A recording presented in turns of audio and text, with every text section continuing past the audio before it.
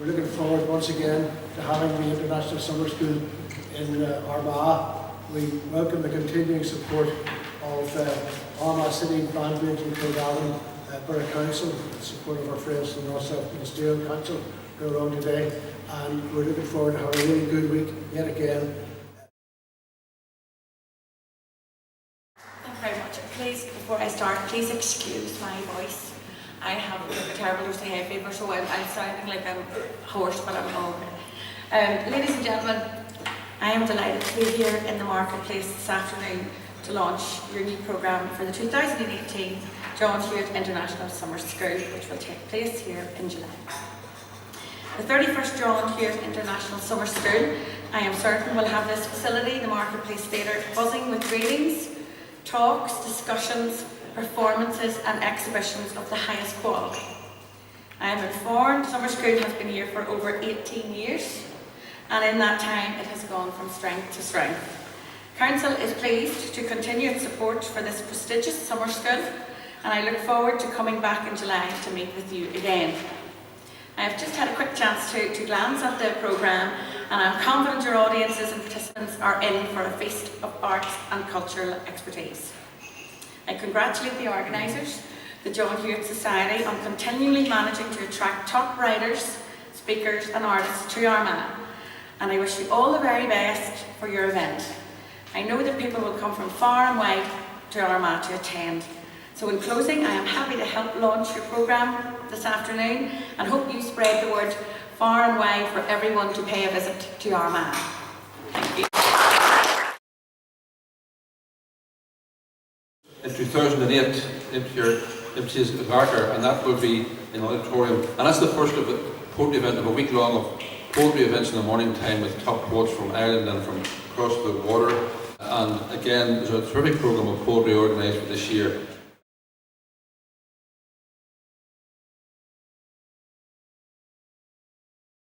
In the evenings then, Duke Special was with us 2 years ago and he was very successful. He's coming back with a different programme this year. He's coming back with a traditional group that is well known in Armagh to the patrons of the William Kennedy Piping Festival.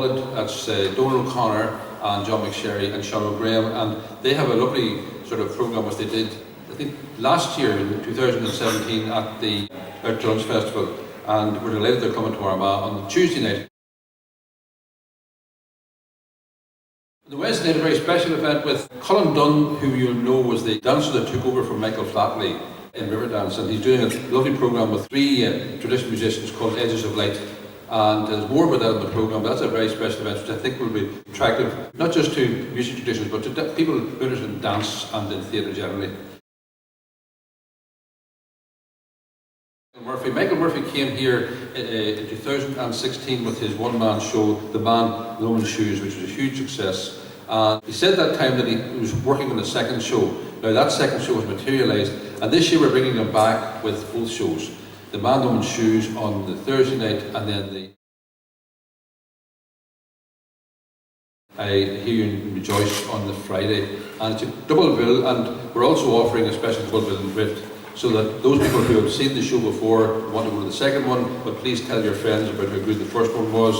And then those who haven't seen either would like to buy a double ticket for two. But that's on the Wednesday. The only thing about that on the Thursday and Friday is on the Friday night, all events in the evening time are at 8:30, but on the Friday night it's changed to 8 o'clock. The reasoning there is to allow people to get down to the theatre group, Armagh Theatre Group in Abbey Lane, where Malachy's evening of open mic will be there. And our people have gone down from the summer school this past 2 years and really enjoyed it, and I think they have contributed much to it. So that's why we're going that bit early on the Friday night. The other thing is that we mentioned prose writers, we haven't mentioned yet, but we have got the usual lunchtime readings. Patrick Gale, a very famous English writer, will be with us on Monday. Tuesday we have the new darling of Irish crime fiction, Liz Nugent, who's very, very popular, top of the bestsellers noticed yesterday and Dublin again. Crime fiction will be also back with us on Friday at the afternoon slot, because David Torrance, our friend in the Wallabies, Belfast, which is really the centre for crime fiction in Northern Ireland. David is bringing together 3 crime fiction writers, our own Stuart Neville, and followed by Steve Kavanagh, another Belfast writer, and then a man called Abir, help me, Hilary, Mujikari. He's an Indian man, born in Scotland, but of Indian parents, and writes crime fiction set in the Raj. So it's a nice variety of themes and approaches. We also want to mention too the workshops. Now, the workshops are already starting to sell, which is great, and we're delighted that Owen McNamee, who couldn't be with us last year, is coming to do what's proved to be a very popular workshop, which is radio drama writing. And the workshops will be again on Monday, Tuesday, Wednesday. And apart from the bursary students, there are places for those who would like to buy at the box office or weekly ticket holders. And as I say, they're already starting to sell, which is good news for us all. I did mention the bursaries, and that once again there is a bursary scheme open to those residents in the Armagh City, Banbridge and Cregavin Borough Council area. There are up to 15 bursaries that are available for people who wish to come and attend all the events and indeed attend the workshops as well. The date for closing out is the end of this month, but the full details and the application forms are on the website. But we do have bursary holders coming from all over, but certainly the ones for our own council area, they're available. You're encouraged to get your applications in as soon as you can, please. Thank you. The last thing I wanted to mention was the exhibitions. There's a very fine exhibition here in March, photographic exhibition, and we have managed to come up with 4 photographic exhibitions for this year. And we're absolutely delighted. The first one ties in with David Park has a new novel out called Travelling in a Strange Land, and on Monday night David will be reading from and talking about that book. But it was also an exhibition where Sonia Whitfield has responded in photography to some of the ideas and images in the book, and that exhibition will run then, as with all our exhibitions, not only through the summer school but also right into August and the start of September. The second one, it comes Institute for Conflict Research in Belfast, and they have an exhibition called Daily Lives, Asylum Seekers in Italy and Ireland, a photographic exhibition by Marius Smajcek. Now, the other 2 exhibitions aren't in your brochure. We didn't get them organised in time, but Christine Donnelly in the theatre has been working very, very hard, and 2 lovely exhibitions from the Gallery of Photography of Ireland. And one of them is called